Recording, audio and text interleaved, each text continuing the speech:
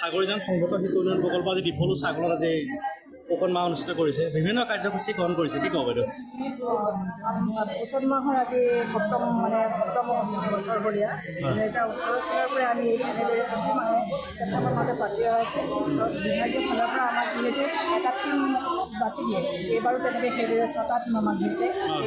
Anaemia, growth monitoring, পোষণ V পঢ়াই দি, এক পেৰ মাহ কি মাহ, তাৰোপৰি পোষণ ট্ৰেকাৰ আমাৰ যিখিনি মানে টেকন'লজি, সেই টেকন'লজিৰ ওপৰত দিছে। সেইদৰে আমি সেইখিনি ইয়াত আজি এৱাৰনেছ প্ৰগ্ৰেম পতা হৈছে, যাতে প্ৰত্যেকজন ঘৰৰ প্ৰতিজন মানুহে এইখিনি কথা জানিব পাৰে, এটা জনানুদান ঘূৰি ফুৰিব পাৰে আৰু প্ৰতি ঘৰ মানুহে যদি এই মেছেজসমূহ যায়, তেতিয়া আমি দেশখনত এটা এনিমিয়া মুক্ত দেশ, লগতে পুষ্টিহীন শিশু সংখ্যা কমাই সুস্থ সবল দেশ গঢ়ি তুলিব পাৰোঁ।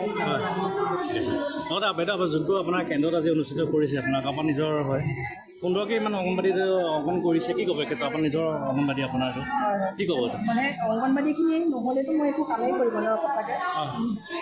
তেওঁলোক মোৰ শক্তি, গতিকে তেওঁলোকৰ মানে যিখিনি ইমানখিনি কাম কৰিলে, মই যিহেতু ফোনেৰে সেই কথাখিনি কৈছোঁ, এবাৰ অৱশ্যে মিটিং পাতিবলৈ গোটেইখিনি গ'ল, তাৰপিছত যিমানখিনি তেওঁলোকে এৰেঞ্জমেণ্ট কৰিছে, নহ'লে মই এইখন মিটিং পতাৰ মোৰ সুবিধাই নহ'লে।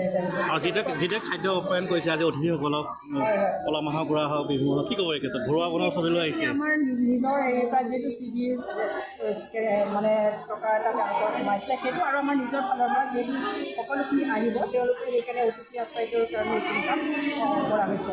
ধন্যবাদ।